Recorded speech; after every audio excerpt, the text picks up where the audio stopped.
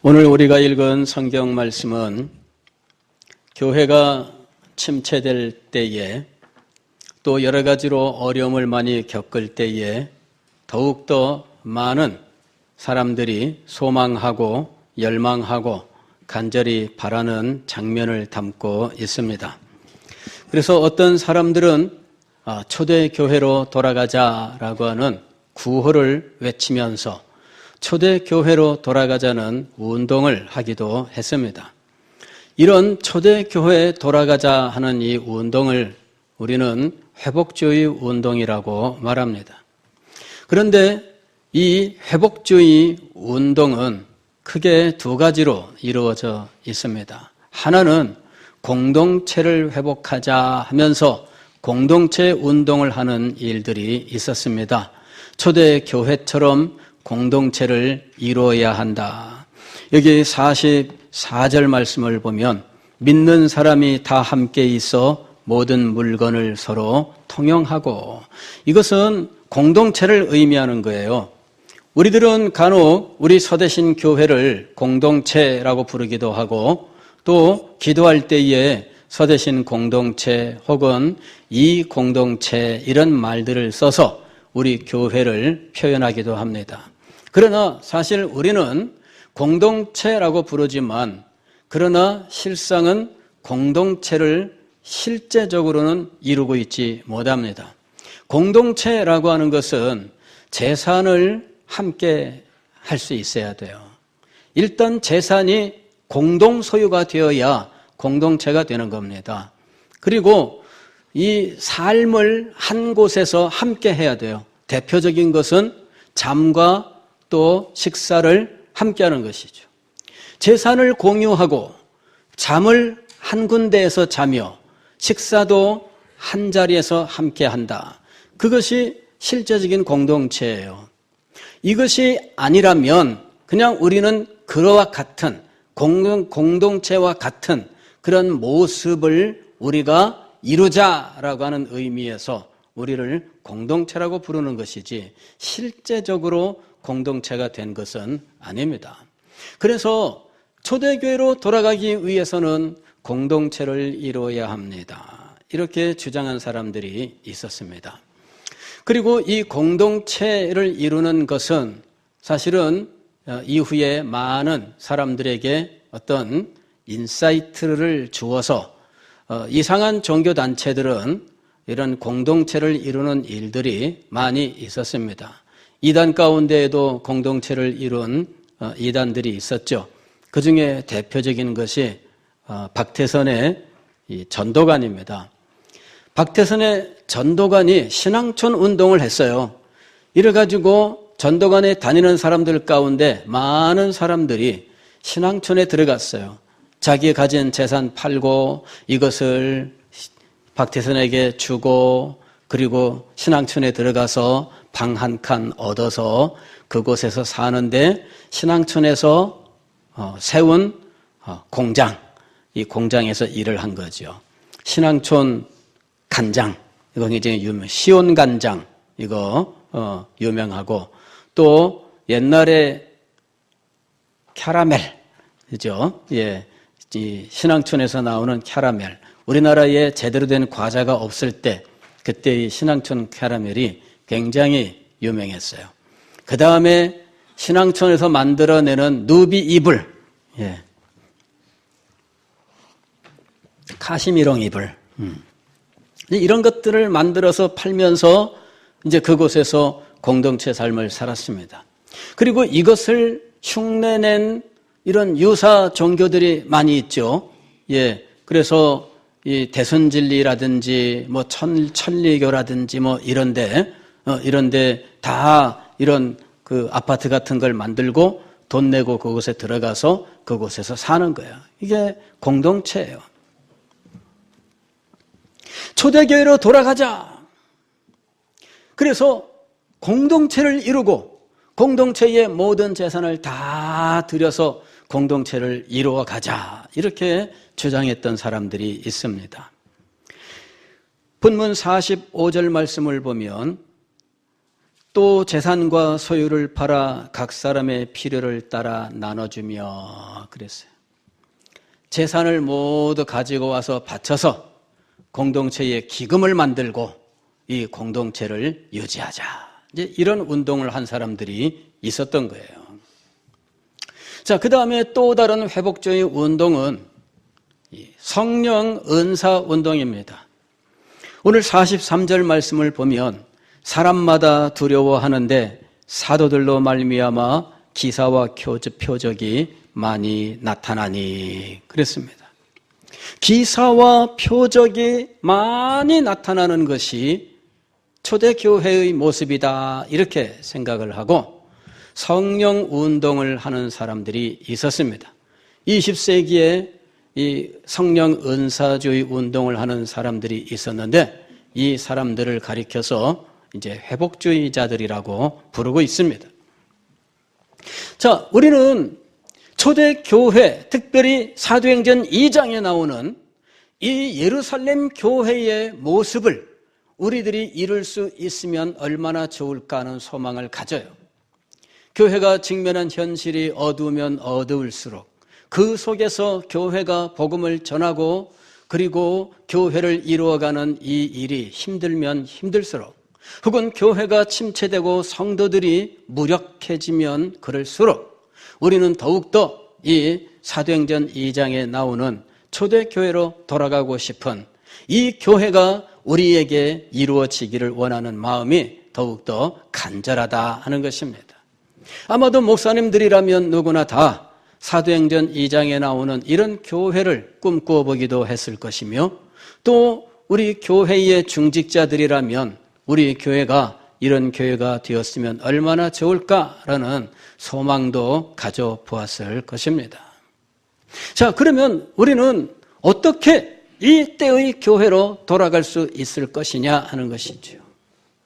이것을 위해서 우리는 정상적인 교회가 되어야 할 필요가 있습니다.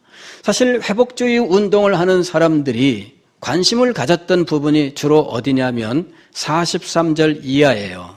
43절부터 사람마다 두려워하는데 사도들로 말미암아 기사와 표적이 많이 나타나니 믿는 사람이 다 함께 있어 모든 물건을 서로 통용하고 또 재산과 소유를 팔아 각 사람의 필요를 따라 나눠주며 이 부분이 우리에게 없다는 거죠. 46절 이하에는 비슷하게 우리에게 있는 것 같아요. 날마다 마음을 같이하여 성전에 모이기를 힘쓰고 이거 교회 열심히 다니는 거 아니겠어요? 집에서 떡을 떼며 이거 구역 예배 아니겠어요? 기쁨과 순전한 마음으로 음식을 먹고 이거 성도의 교제예요. 하나님을 찬미하며 또 온 백성에게 칭송을 받으니 이거 찬양하는 거 아니겠습니까? 이러면서 이 부분들은 우리한테 비슷하게 있는 것 같아요. 우리한테 없는 게 무엇일까요? 43절부터 45절까지다. 그래서 43절부터 45절까지만 이루면 초대교회가 될 줄로 생각하는 이런 모습들을 보여준 거예요. 표적과 기사가 나타나면 현재 이 교회가 초대교회가 될 것인가? 성도들이 집 팔아서 교회에다가 헌금하면 지금 우리 교회가 초대교회가 될 것인가? 여러분 어떻게 생각하십니까? 초대교회는 어디서부터 출발하느냐 하면 41절에서부터 출발합니다. 그 말을 받은 사람들은 세례를 받음에 이날의 신도의 수가 3,000이나 더하더라. 그들이 사도의 가르침을 받아 서로 교제하고 떡을 떼며 오로지 기도하기를 힘쓰니라.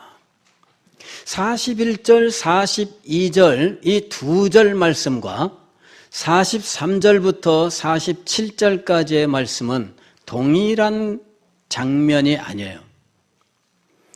41절, 42절은 오순절날 성령이 강림하고 사도 베드로가 천하 각국에서 모여든 순례자들을 향해서 하나님의 말씀을 전하며 예수 그리스도를 하나님께서 보내신 메시아라고 하는 사실을 증거하면서 너희가 회개하고 예수 그리스도를 믿고 세례를 받으면 성령의 선물을 받을 것이다. 이렇게 설교를 하였을 때 그날 이루어진 일을 기록하고 있는 거예요. 그리고 43절부터는 그때 이루어진 이 교회가 어떠한 모습으로 존재했느냐라고 하는 것을 말씀하는 거죠. 그러니까 41절, 42절은 구체적인 사건이고 43절로 47절까지는 전반적인 모습을 말씀하고 있는 거예요. 그래서 이 둘은 서로 동일하지 않습니다. 이거는 구별되는 구절인 것입니다. 자, 43절 이하 이 교회의 모습은 41절, 42절, 아니 그 이전 성령이 부어지시는 이 사건으로부터 시작해서 41절, 42절로 결론적으로 이루어진 이 신앙 공동체가 먼저 있고 그 이후에 43절로 47절이 있다 하는 것이에요. 그래서 우리는 먼저 41절, 42절에 관심을 기울여야 돼요. 그리고 거기에서부터 출발을 해야 한다는 거예요. 초대교회로 돌아가고 싶어하는 마음, 아니 시대적으로 그곳으로 돌아가자는 것이 아니라 그때 임했던 이 교회의 모습, 그 능력 있는 생명력이 넘치는 그 교회의 모습을 오늘 이루고 싶어 한다면 우리는 그 교회를 이루었던 이 근본적인 사건으로 들어가 볼 필요가 있다 하는 것입니다. 41절 말씀을 보면은 그 말을 받은 사람들은 이렇게 이야기를 합니다. 지금 이 초대교회는 어디에서부터 출발을 하느냐 하면 하나님의 말씀을 받은 진실된 그리스도인들로부터 시작하고 있는 거예요. 즉 교회를 이루는 이 지체들이 진실된, 즉 온전한 그리스도인이 되어야 이런 공동체가 이루어지는 것이지 성도들은 변함이 없는데 하늘에서 뭐가 뚝 떨어지면서 이런 교회가 되는 것은 아니라는 거예요. 교회가 어떻게 이루어지는지를 알아야 돼요. 교회는 어떻게 이루어집니까? 그리스도 몸의 지체들로 이루어지는 거예요. 그리스도 몸의 지체가 온전해야 돼요. 그런데 몸을 이루고는 있는데 진짜 지체는 아닐 수 있어요. 우리는 주변에서 그런 분들 종종 볼 수 있습니다. 예전에 제 어릴 때 굉장히 무서웠던 분이 있었는데 그분은 어떤 분이냐 그러면은 손이 없어요. 갈고리가 달린 분이 있었어요. 이렇게. 아마도 공장에서 일하다 그랬든지 전쟁터에서 그렇게 되었든지 그런 분들은 보통 전쟁터에서 그런 분들이 많았어요. 예전에. 그래서 지금이야 의수 이런 것들이 많이 발달했지만 예전에는 그냥 여기다 갈고리 하나 딱 만들어 놨어요. 그리고 갈고리 가지고 탁 하니 가방 들고 갈고리 가지고 근데 이분이요 갈고리 가지고 화내고 막 덤벼들면요 다 도망가요. 당할 사람이 없어. 이 갈고리 앞에. 근데 이게 분명히 참 손의 역할을 하고는 있는데 진짜 손은 아닙니다. 그 후로 그 의료 보조기 기술이 많이 발달을 해서 지금은 뭐 의수 이런 거 아주 정교하게 발달을 했어요. 그러나 그것은 손의 역할을 잘한다 할지라도 이게 진짜 손일까요? 가짜 손일까요?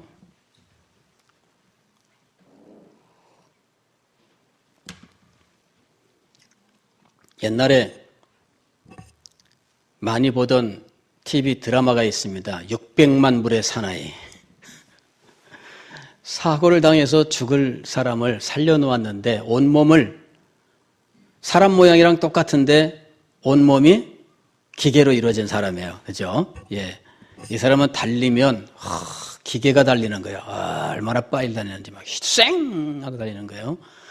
이 몸의 힘도 굉장히 세요. 예, 왜? 로봇이니까. 모든 기능은 탁월한데 진짜 몸은 아니에요. 그럴 수가 있습니다. 예, 실제로 우리는 주변에 그런 분들을 봐요. 교회도 마찬가지입니다. 지상에 있는 교회가 정말 감쪽 같아. 그죠? 감쪽 같아요. 제가 번역한 책 중에 하나 제목이 뭐가 있어요? 유사 그리스도인. 감쪽 같아요. 유사 그리스도인은 감쪽 같은 사람에 대한 이야기예요. 보면 똑같아. 손의 작용, 진짜와 똑같아. 그러나 진짜 몸은 아닙니다. 여러분, 그런 일이 일어날 수 있습니다. 현실 교회에 얼마든지 그런 일이 일어나고 있어요. 그렇다면 그 교회가 능력을 발휘할 수 있을까? TV 드라마에서 자기 몸이 아닌 기계로 또 감쪽같이 만들어서 더 능력을 발휘하는 일은 있지만 영적인 하나님의 교회는 그런 일이 일어나지 않습니다. 감쪽같이 일할 수는 있어요. 주일학교 부장도 할 수 있고 찬양대 대장도 할 수 있고 사람들을 데리고 다니면서 밥 먹이고 으쌰으쌰 열심히 하고 막 잘할 수 있습니다. 조직을 운영하는 원리, 사람들을 끌어들이는 원리, 이런 법칙들을 잘 터득한 사람은 기가 막히게 잘할 수 있습니다. 믿음은 있는데 그런 걸 잘 모르는 사람은 잘 못해요. 오히려 가짜가 진짜보다 더 잘할 수가 있어요. 교회는 여러분 그렇게 해가지고 영적인 능력이 나타나는 거 아닙니다. 교회가 진정으로 능력이 있기 위해서는 진정한 지체가 필요한 거예요.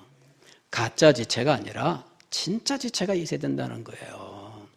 지금 사도행전 2장 41절 이하의 말씀은 바로 이 처음 이루어진 예루살렘 교회가 진짜 성도들로 이루어지고 있다라고 하는 사실을 말씀하고 있는 거예요. 우리는 이 말씀을 볼 때 우리가 원하는 것을 먼저 보고 그리고 그것만을 볼 수 있는 위험이 있어요. 우리는 무엇을 보고 싶으냐면 이 글을 읽으면서 이 말을 받은 사람들은 세례를 받음에 이날의 신도의 수가 얼마나 더하더라? 3,000이나 더하더라. 이것이 모든 걸 삼켜요.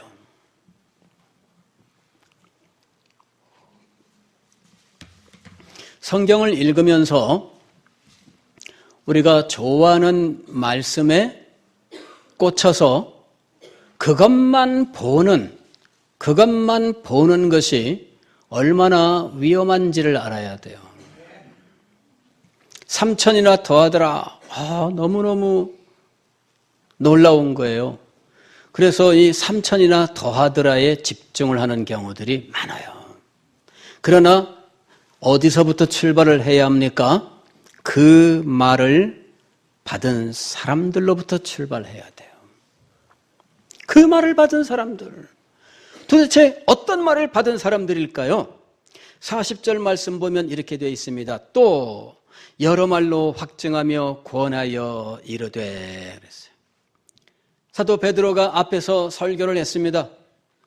너희가 지금 보고 있는 우리들의 모습은 이거는 술 취한 것이 아니라 하나님께서 예언하신 성령의 약속이 우리에게 임한 것인데 이 약속을 주신 이 때에 하나님께서는 우리에게 메시아를 주셨고 그분이 바로 예수 그리스도이시다. 그분을 너희가 십자가에 못 박아 죽였느니라. 그러므로 하나님께서 그를 지극히 높여 하늘로 올리셔서 이제 그분이 우리에게 이 성령을 부어주신 것이다.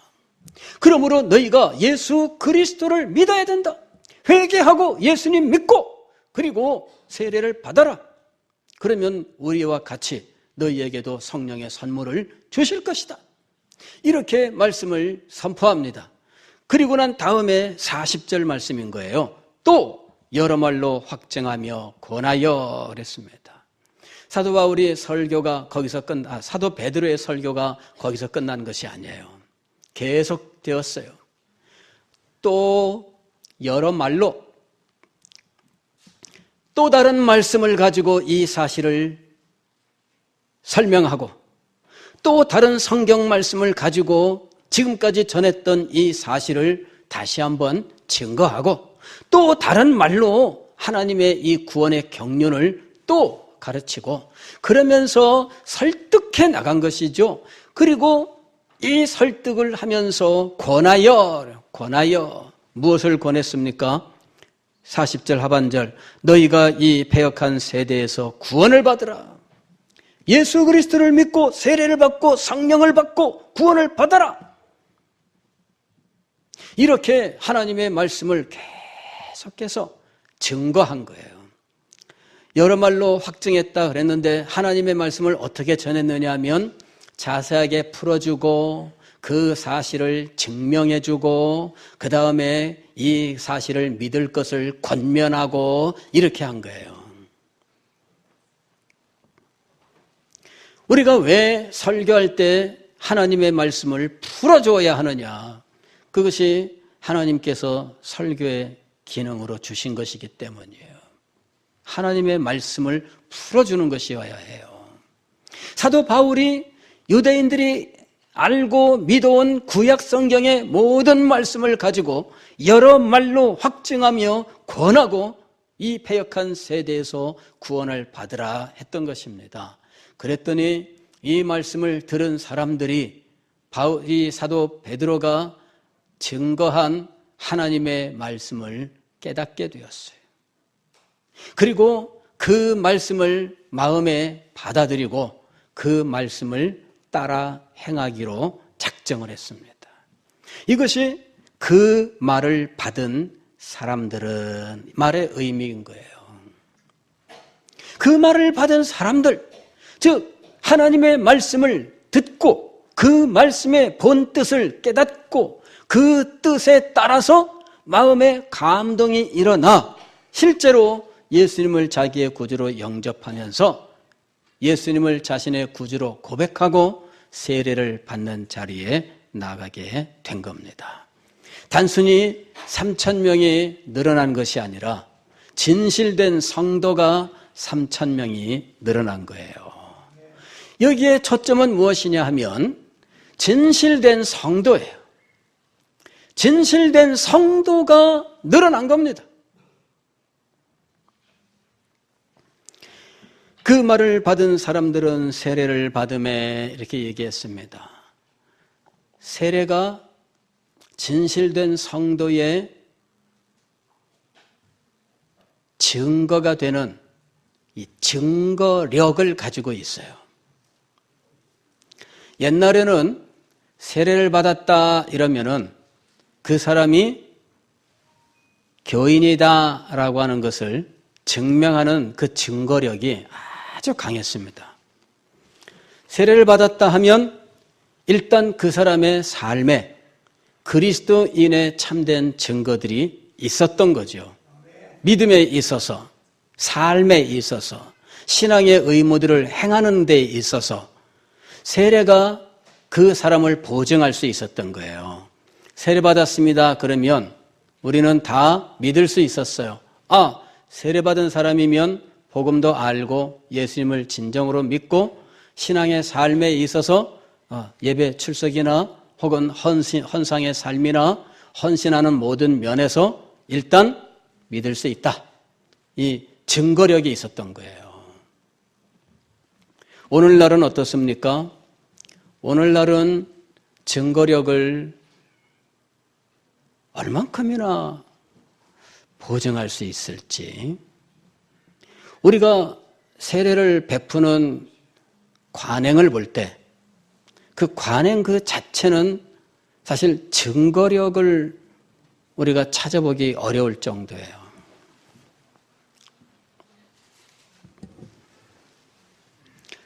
저는 목사로서 많은 사람들에게 세례 교육도 시키고 또 세례도 주었습니다마는 늘 마음속에 애통하는 것이 무엇이냐면 세례가 증거력을 가져야 하는데 이것을 실행하지 못한다라고 하는 것이에요. 세례가 증거력을 가져야 돼요. 그런데 증거력을 갖지 못해요. 세례 받았다라고 하는 것은 그냥 그 교회에 다닌다 하는 것과 똑같아요.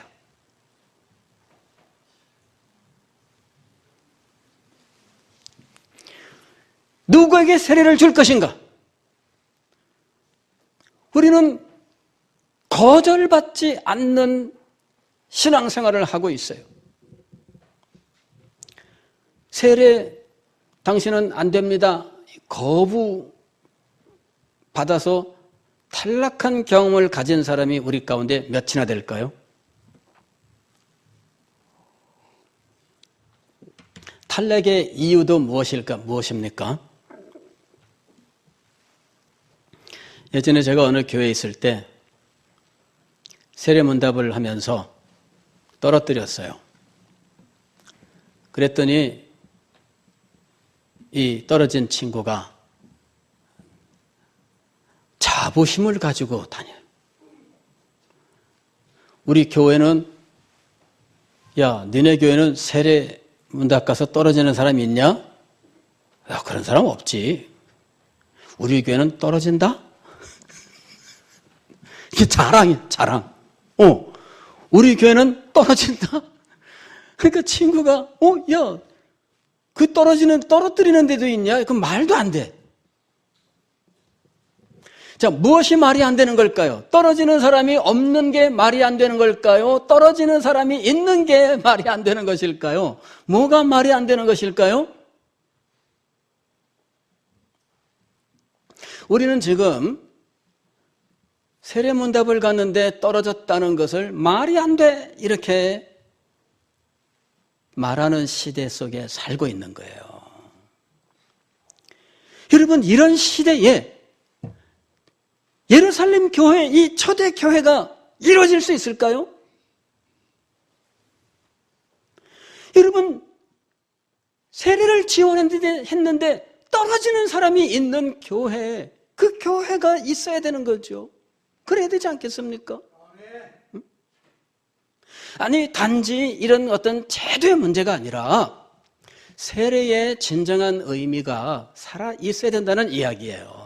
세례의 진정한 의미가 살아 있어야 된다. 세례는 어떤 사람에게 주는 거예요? 단지 예수 믿겠습니다 하는 사람에게 주는 거예요? 그냥 교회 다니면서 세례 신청을 쓴 사람에게 주는 거예요? 받을 마음은 없는데 그냥 설득해서 야, 이번에 받아야 돼 그래가지고 할 수 없이 에이 이렇게 끌려오는 애에게 주는 거예요. 도대체 세례 자격은 무엇입니까?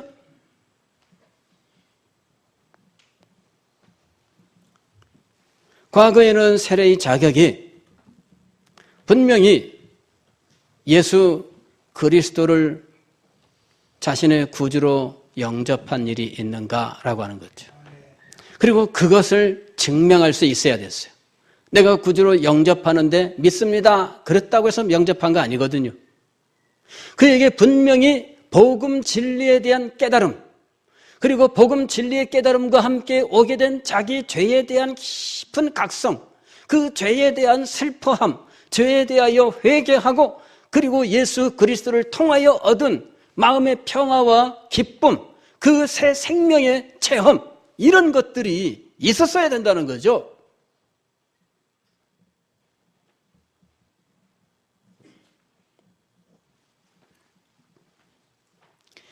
출발부터 우리는 지금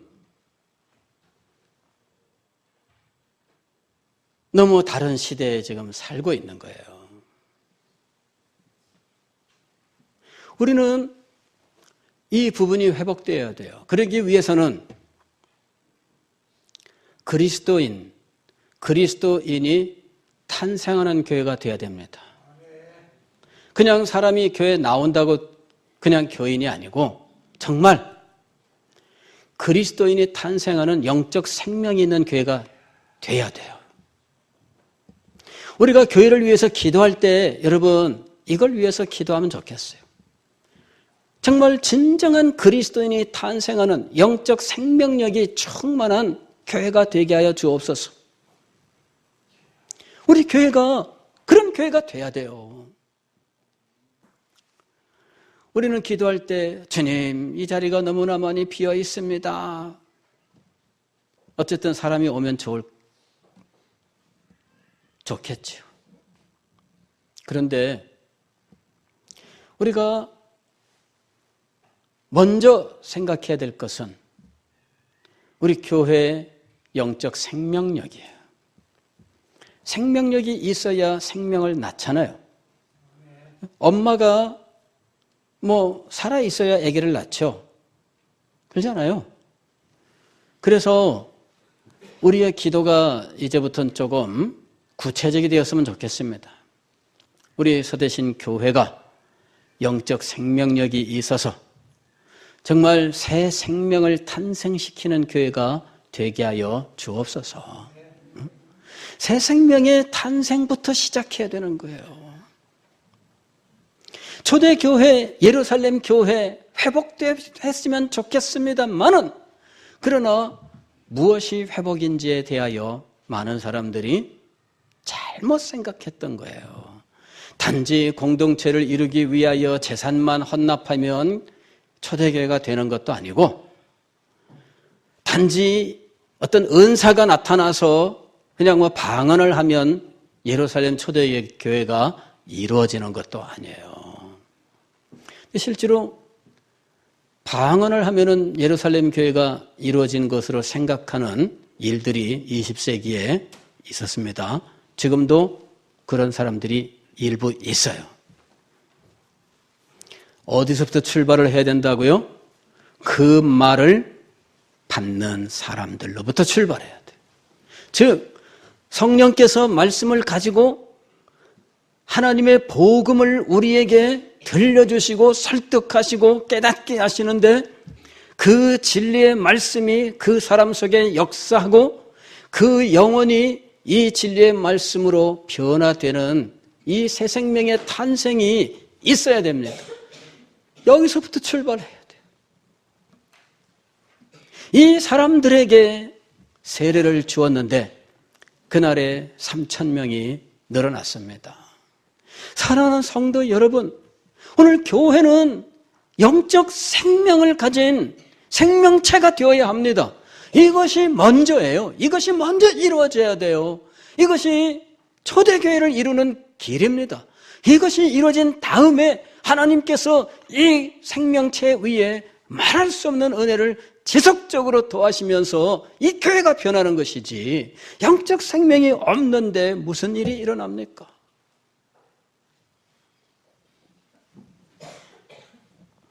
우리가 기도해야 돼요. 주님, 영적 생명을 주십시오. 영적으로 새 생명의 탄생이 일어나는 교회가 되게 하여 주십시오. 우리 교회가 하나님의 은혜로 충만한 교회가 되게 하여 주십시오. 생명을 상실하면 얼마나 비참하게 돼요. 그렇죠? 생명을 상실하면 얼마나 아니 생명은 여전히 있는데 건강만 잃어도 얼굴부터 변하잖아요. 그렇죠? 건강하면 어때요? 얼굴이 환해요. 건강하면 얼굴이 환하고 모든 면에 좋아. 어떤 사람이 미간에 주름이 많은 사람들이 있어요. 미간 주름이 많은 사람들.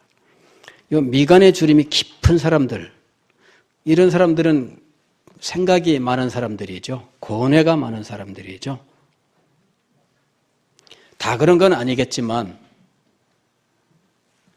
아마도 마음에 근심, 걱정, 염려, 불안, 두려움 이런 마음이 편치 못한 사람들이 여기에 이게 좀 많이 생겨요.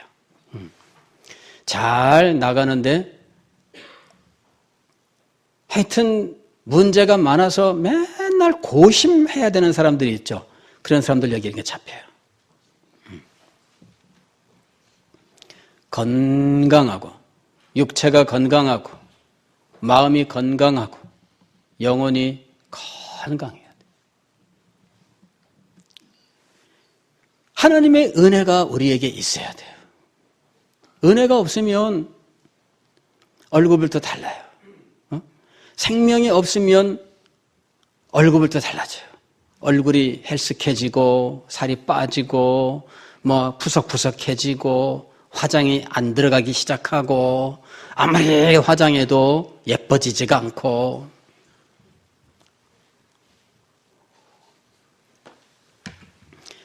병상에 누우면 그때부터는 정말 완전히 변하는 거예요.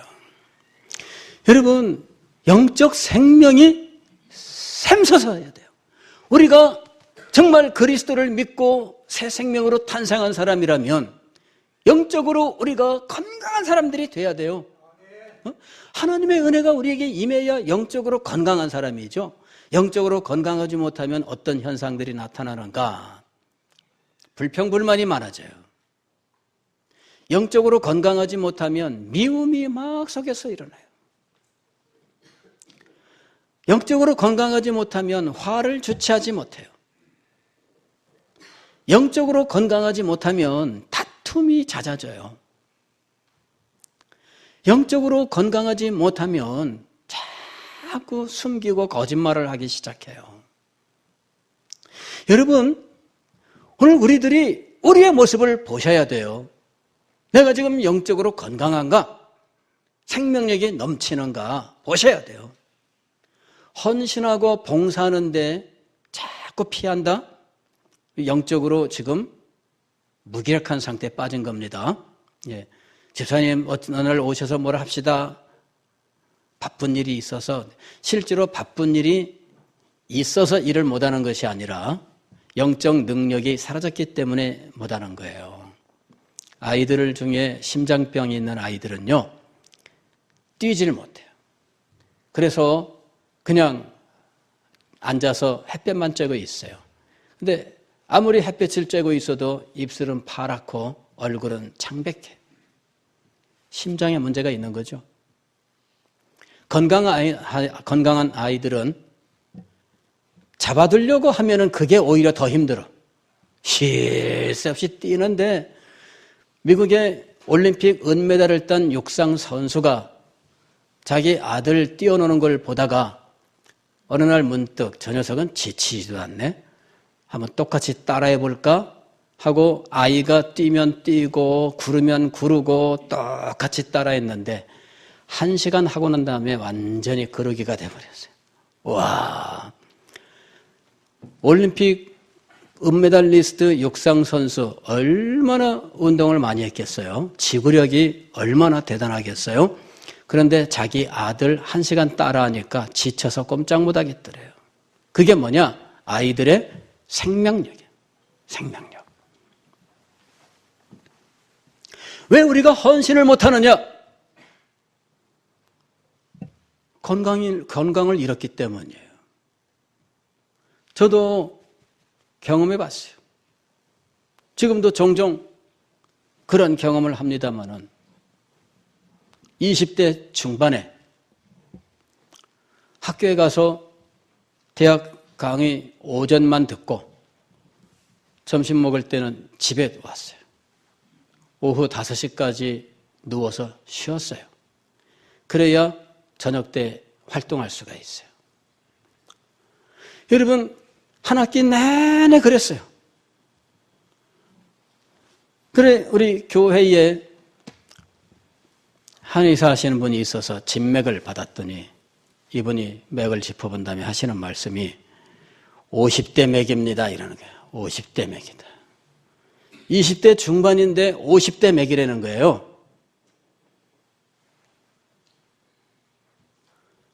그러면 어떻게 해야 될까요? 보약을 먹어야 되지 않겠어요? 보약 먹을 돈이 없는데 무슨 보약을 먹어요?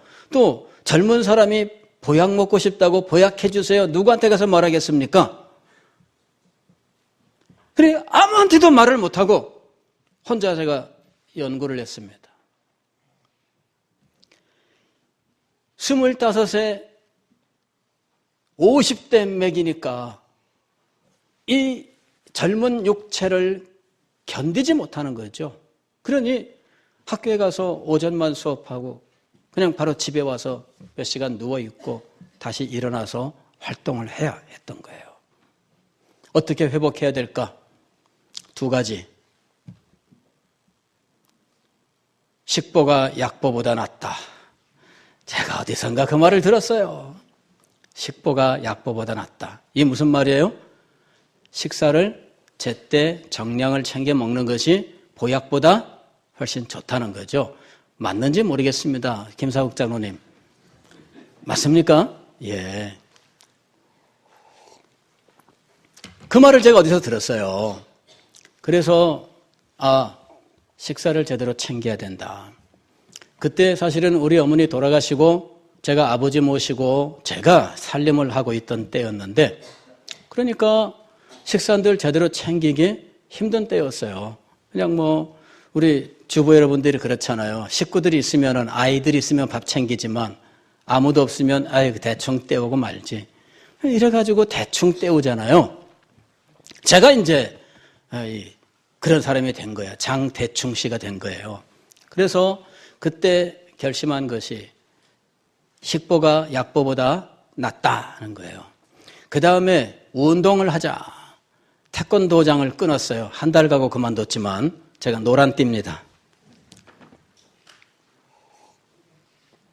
그 다음부터는 혼자 운동했어요. 혼자. 서점에 가서 운동하는 책 사다가 놓고 그거 보면서 혼자서 운동을 했어요. 밥 먹는 거, 운동하는 거 두 가지 힘쓰니까 몸이 회복됐어요. 자, 영적 생명은 어떻게 회복할 수 있을까요? 육체의 건강을 위하여는 식사를 제대로 하고 운동을 열심히 하니까 회복됐는데 영적인 건강, 이 생명은 어떻게 회복할 수 있을까요? 그게 42절이에요. 그들이 사도의 가르침을 받아 물론 말씀을 듣고 복음을 깨닫고 새 생명을 얻은 사람들은 자기의 그 체험상 가르침에 집중하는 신앙생활을 합니다. 신앙생활의 초기에 어떻게 그가 은혜를 받고 시작했는지 그 사람의 신앙의 모습이 결정돼요. 사도들의 가르침을 받아가 시작이었어요. 그 다음에 서로 교제하고 떡을 떼며 오로지 기도하기를 힘쓰니라. 여기에 은혜의 방편이 세 가지가 다 나와요. 첫째, 말씀. 둘째, 기도. 셋째, 성례. 은혜의 방편, 즉 하나님께서 은혜 받는 수단으로 우리에게 주신 것들이 다 등장해요. 이것을 가지고 열심히 은혜를 받으면서 은혜 가운데 서로 교제하는 거예요. 은혜 받은 사람은 외롭습니다. 어디 가서 말하면 말이 안 통합니다. 은혜 받은 사람은 은혜 받은 사람을 만나면 입이 열리고 질 새 없이 말이 나오게 되어 있어요. 은혜 받은 사람들의 교제가 성도의 교제예요. 그래서 우리가 영적 생명이 새로워지고 영적 건강을 회복하기 위해서 하나님께서 우리에게 주신 이 은혜의 수단을 부지런히 활용할 필요가 있습니다. 말씀과 기도와 성례에 힘을 쓰고 그리고 받은 은혜로 성도의 교제, 은혜의 교통 가운데 나아가면서 우리는 영적으로 건강을 회복하게 되는 거예요. 새 생명이 탄생하는 교회, 그리고 영적으로 건강한 성도들로 이루어지는 교회. 여러분, 이 교회가 먼저 이루어져야 되는 것입니다. 이 교회가 이루어지지 않고 하늘에서 어떤 교회가 땅에 떨어지는 것이 아닙니다.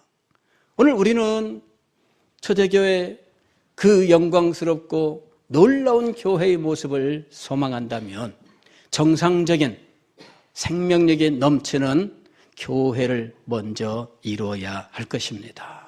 이 교회 될 수 있기를 소망하십시오. 이 교회를 위해서 기도하십시오. 우리가 이 교회의 지체가 되고 건강한 지체가 되고 생명력 넘치는 지체가 될 수 있도록 기도하시고 애쓰십시오. 주님께서 우리에게 영광스러운 교회를 허락하실 줄 믿습니다.